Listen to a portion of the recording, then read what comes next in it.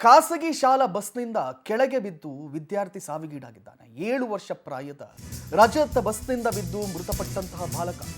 ಖಾಸಗಿ ಶಾಲಾ ಸಿಬ್ಬಂದಿಗಳ ಎಡವಟ್ಟಿನಿಂದ ಇದಾಗಿದೆ.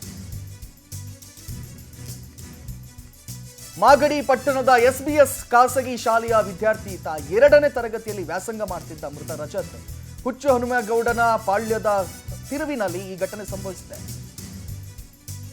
ಶಾಲಾ ಬಸ್ನಲ್ಲಿ ಡೋರ್ ಲಾಕ್ ಮಾಡಿರಲಿಲ್ಲ. ಹಾಗಾಗಿ ಅಲ್ಲಿನ ಸಿಬ್ಬಂದಿಗಳ ನಿರ್ಲಕ್ಷ್ಯದಿಂದಾಗಿ ಪಾಪ 7 ವರ್ಷ ಪ್ರಾಯದ ಏನು ಅರಿಯದಂತಹ 2ನೇ ತರಗತಿಗೆ ಹೋಗ್ತಾ ಇರುವಂತಹ ಮಗು ಸಾವಿಗೀಡಾಗಿದೆ. ಡೋರನ್ನು ಲಾಕ್ ಮಾಡಲಿಲ್ಲ, ಬಸ್ಸಿನ ಡೋರನ್ನು ಲಾಕ್ ಮಾಡಲಿಲ್ಲ.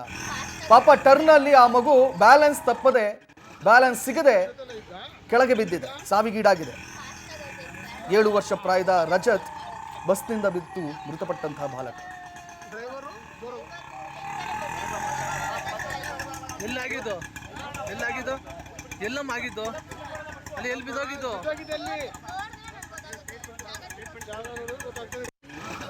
ನೀನು ಜೊತೆಲ್ಲ ಇದ್ದ ಹೆಂಗಿದ್ದ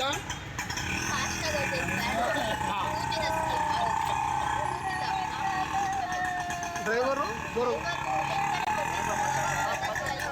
ಎಲ್ಲಾಗಿದ್ದು ಎಲ್ಲಮ್ಮ ಆಗಿದ್ದು ಅಲ್ಲಿ ಎಲ್ಲಿ ಬಿದ್ದೋಗಿದ್ದು